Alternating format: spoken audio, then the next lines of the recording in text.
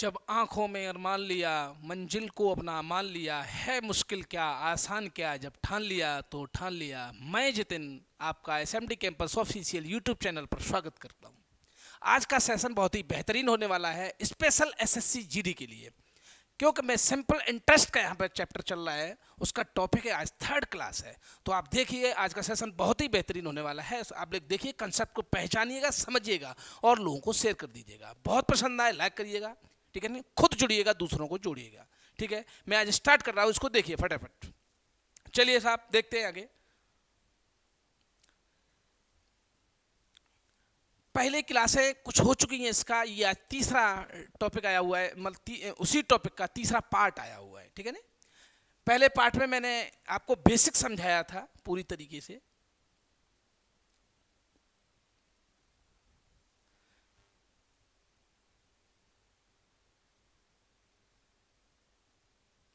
पहले पार्ट में बेसिक समझाया गया था, ठीक है ना।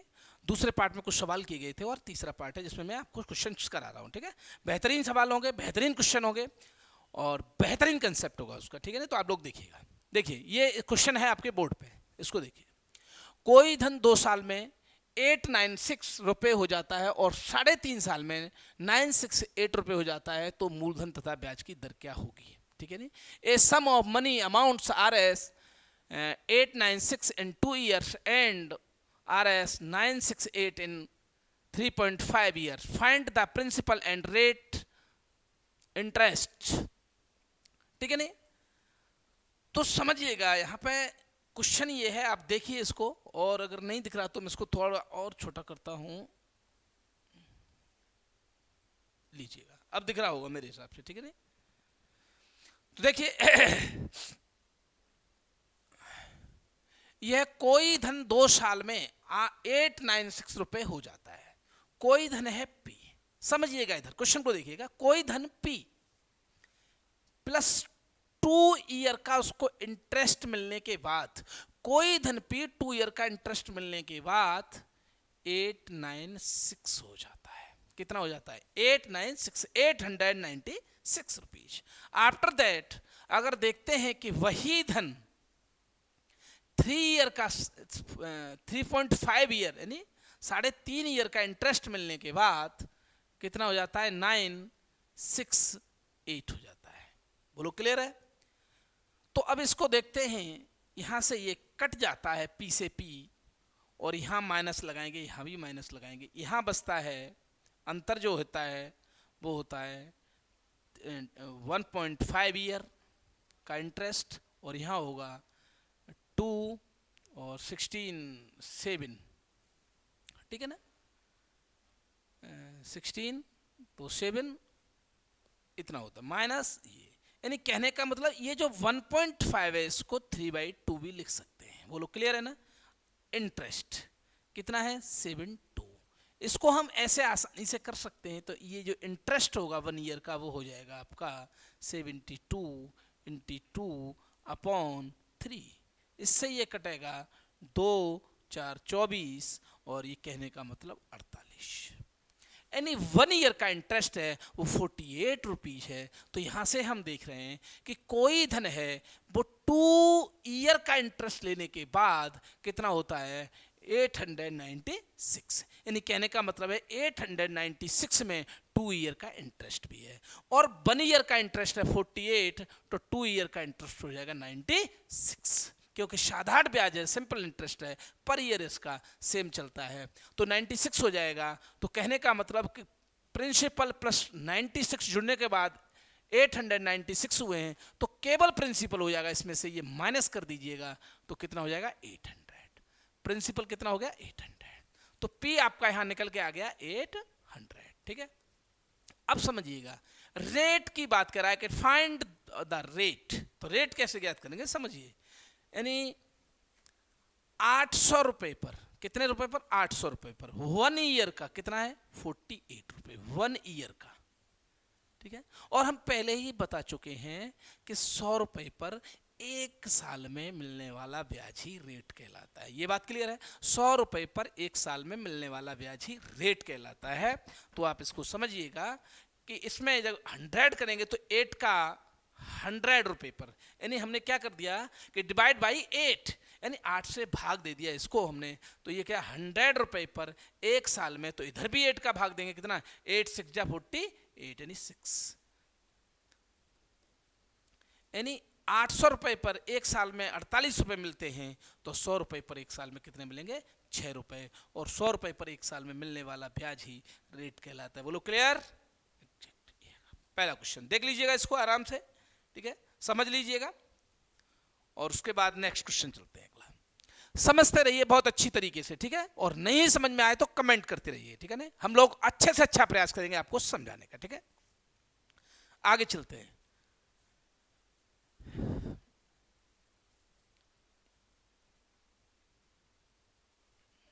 ये देखिएगा,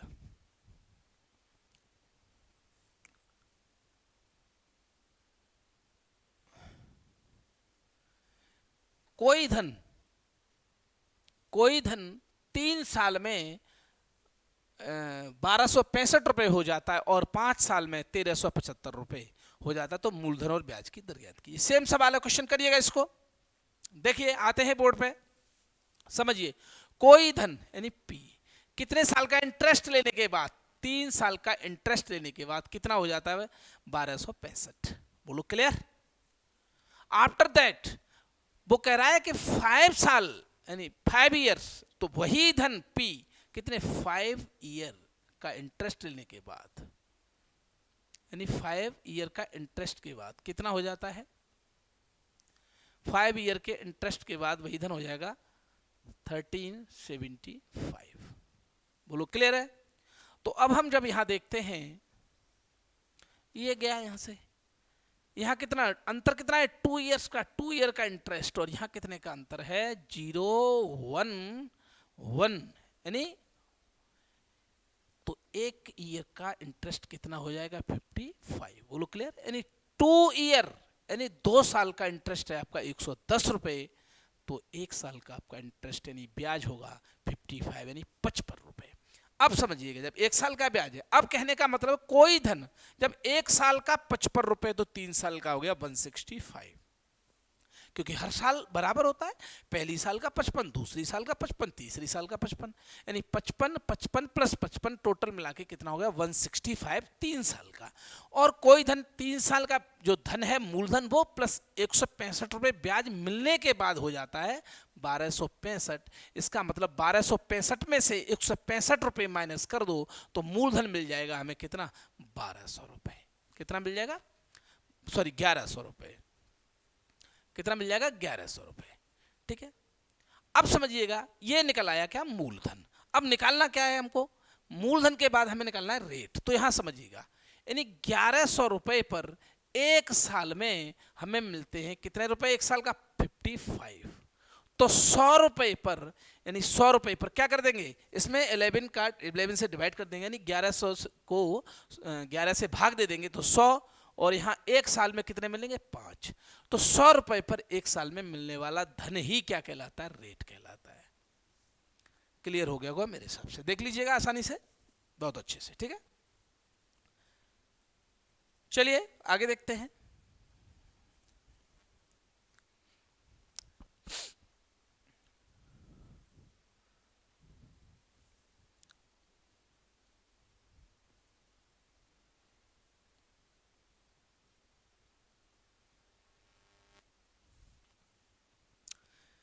देखिएगा क्वेश्चन को,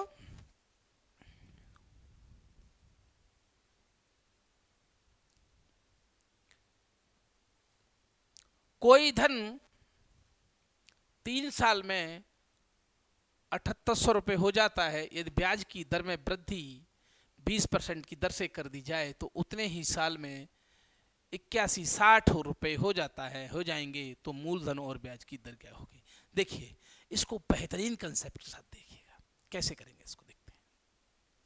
इसमें टाइम पीरियड सब गोली मारो, इधर इधर देखो आराम से। जैसे ये है, कहाँ है, कितने की वृद्धि कर दी जाती है, यह है वृद्धि, कितने की वृद्धि कर दी जाती है 20%, और 20% को कहते हैं 1/5। क्लियर है ना? पहले रेट था 5, अब कितना हो गया 6। पहले पैसे थे 78 और अब कितने हो गए? क्लियर?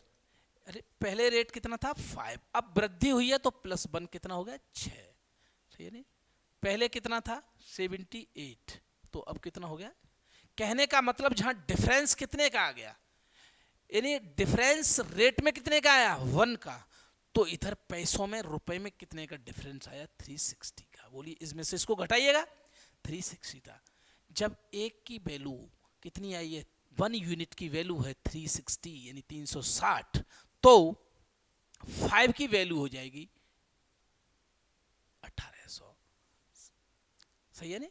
यानी 1 की वैल्यू कितनी 360, तो 5 की वैल्यू 5 0 5 6 जा 30 ये और 5 3 जा 15 और ठीक है 1800 रुपए ब्याज हो गया।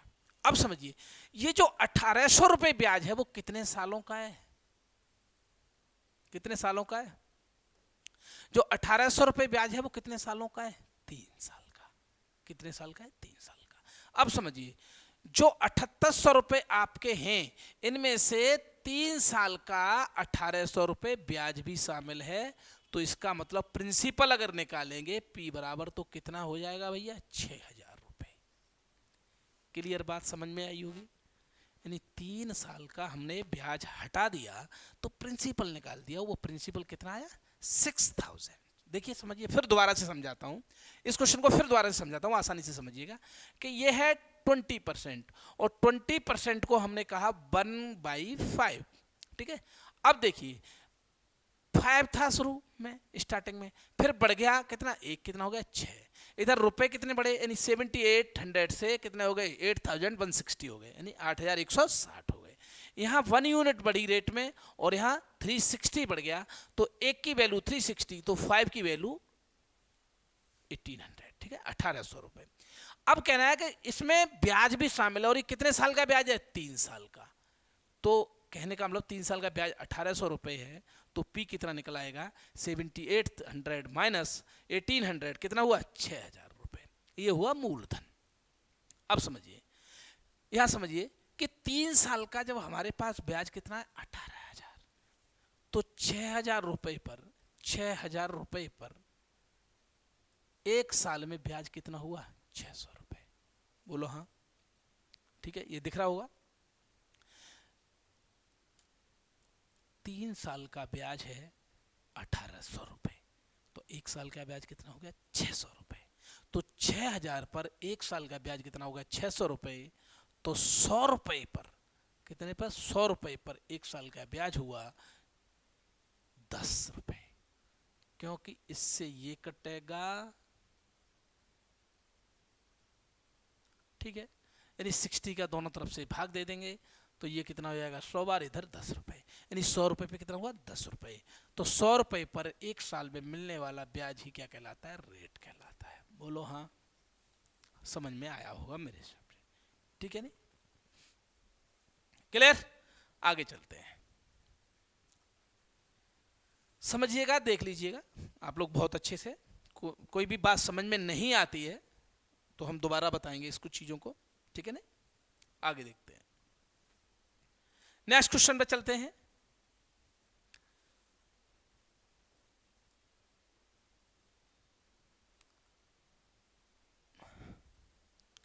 देखिए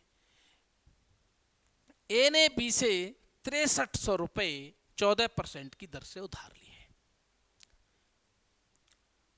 बहुत बेहतरीन क्वेश्चन है, क्योंकि कभी कभी ऐसा होता है कि कोई व्यक्ति किसी से पैसे लेता है, पैसे लेने के बाद दूसरे व्यक्ति को वही पैसे कुछ थोड़ा एक्स्ट्रा उसका रेट बढ़ा करके दे देता है, जिससे कि उसमें बीच में उसको कुछ ना कुछ फायदा हो जाता है। तो वही सवाल है, इसको बहुत आसानी से देखिए।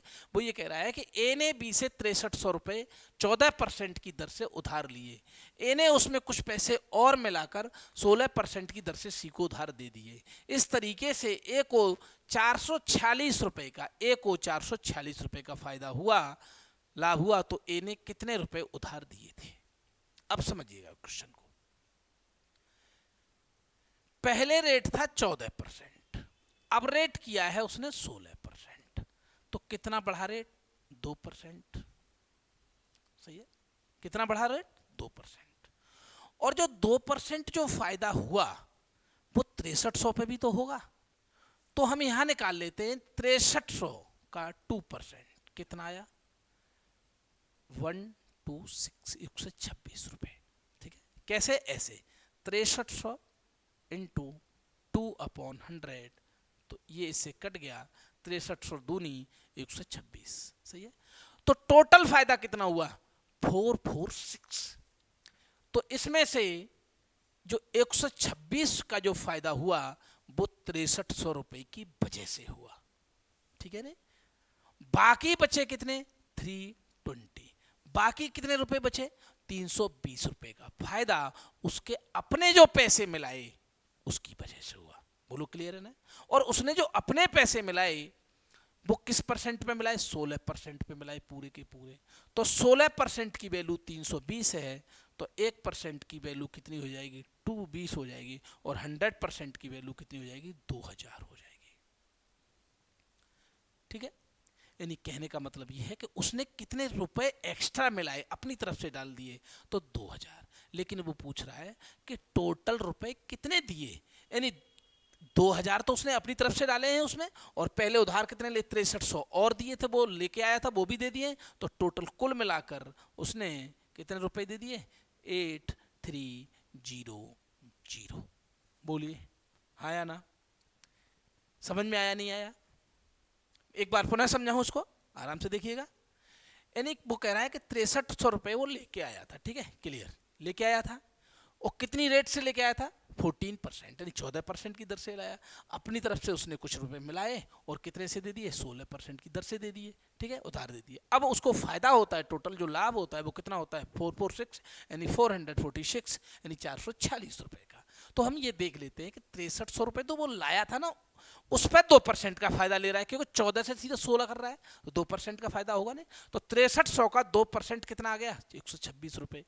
टोटल फायदा कितना है 446 रुपए, उसमें 126 रुपया उसकी वजह से फायदा है 6300 की वजह से, बाकी उसने अपने पैसे मिलाए हैं कितने, उसकी वजह से कितना फायदा है उसको 320, जो 16% पे दिए हैं। 16% की वैल्यू 320, तो 1% की वैल्यू 20 और 100% की वैल्यू 2000 रुपए उसने अपनी तरफ से मिला दिए, और लाया था 6300 रुपए वो भी दिए। टोटल कितने दिए 8300, यानी 8300 रुपए दिए हैं उसने।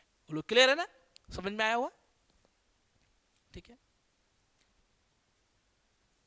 चलिए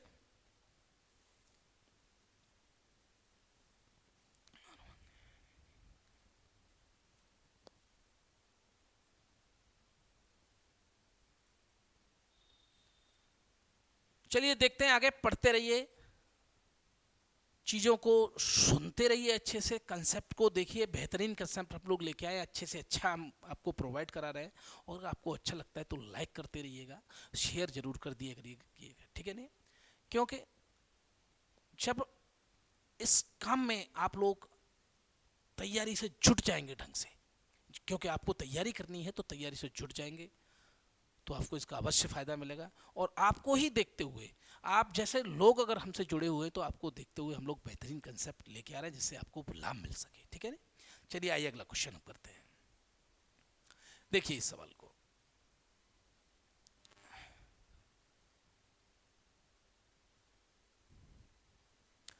एक लड़के को 10 साल की उम्र में बाप से 60,000 रुपए मिलते हैं, और उसने उस धन को एक ट्रस्ट पर जमा कर दिया। ट्रस्ट उसे 1500 रुपए वर्ष देता है, और 400 रुपए इस रुपए को प्रबंध करने में खर्च हो जाता है। जब लड़का 18 साल का होगा तो ट्रस्ट उसे कितने रुपए देगा यदि ब्याज की दर 10% हो। समझिएगा, बेहतरीन सवाल है, बहुत अच्छा सवाल है, ठीक है। देखिए इसको करिएगा।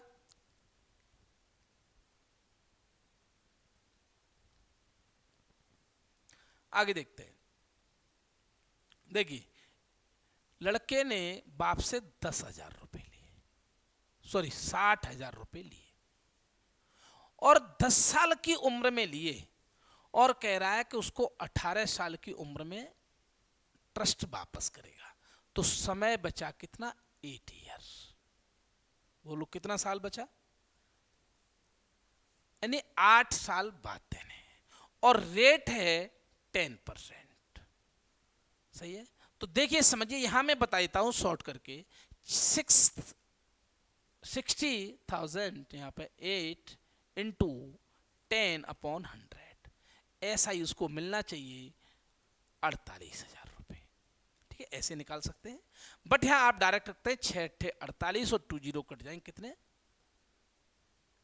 48,000 रुपये उसको मिलेंगे। क्लियर? कितने, 8 साल में 48 रुपये उसे मिलने चाहिए।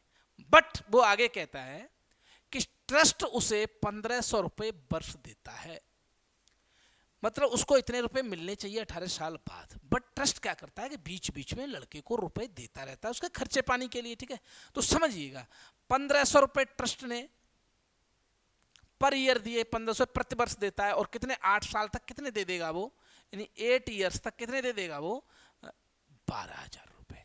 ये तो उसको देने ही है, 8 ईयर्स तक 12,000 रुपये दे देगा। फिर कहता है वो कि 400 रुपये प्रबंध पे उसको मैनेज करने में खर्च हो जाते हैं, जो उसका जो पूरा खाता है उसको मैनेज करने में कितने खर्च हो जाते हैं, 400 रुपये। तो कहने का मतलब कितने, 8 साल तक, तो 8 इंटू 400 रुपये ये खर्च हो जाएंगे, कुल मिला के 8 चौक 3,200 रुपये यहाँ खर्च हो जाते हैं।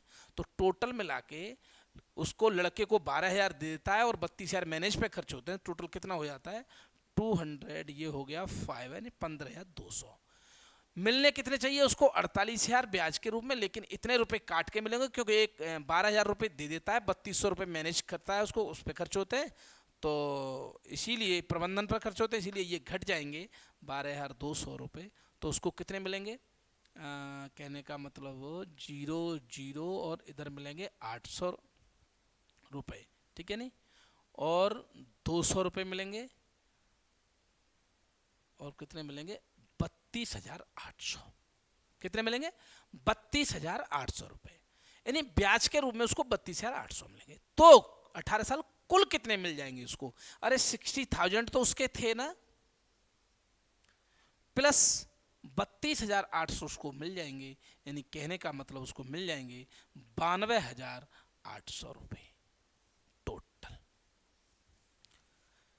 समझ में आया होगा, ऐसी हमें आशा करते हैं कि हमने समझाने का भरसक प्रयास किया है, आपको भी समझ में आया होगा। ठीक है ना, चलिए देख लीजिएगा, स्क्रीनशॉट लेना हो तो स्क्रीनशॉट भी ले सकते हैं आप, जिसको आराम से बाद में देख सकते हैं। ठीक है, नेक्स्ट क्वेश्चन करते हैं, अगले क्वेश्चन पर चलते हैं। यह है अगला क्वेश्चन,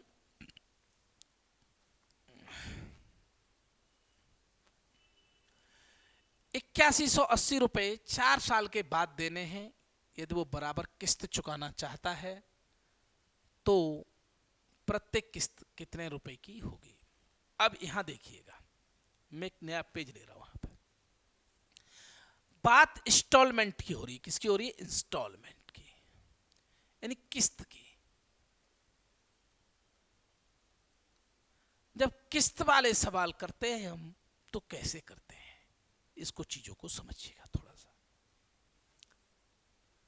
बहुत ही नए तरीके से करेंगे, बहुत ही अच्छे तरीके से करेंगे, कोई एक्स्ट्रा पढ़ने की वो नहीं है कि साहब ऐसे करो वैसे करो, नो। हम एक अपना कंसेप्ट है, उसके हिसाब से कंसेप्ट से करा रहे हैं, आप लोग समझ में आएगा, ऐसी हमें आशा है। समझिएगा, जैसे कोई धन पी किसी ने लिया, उसको वो 3 किस्तों में देता है, पहली किस्त यहां देता है, दूसरी किस्त यहां देता है, और तीसरी किस्त में वो पूरा ब्याज सहित उसको चुका देता है। सही है ना? तो हम यहां आपको समझाते हैं कि जैसे कोई धन है 3 किस्तों में लिया, कितने किस्तों में लिया, 3 किस्तों में, और 5% से लिया, कितने, कोई धन पी 5% से लिया।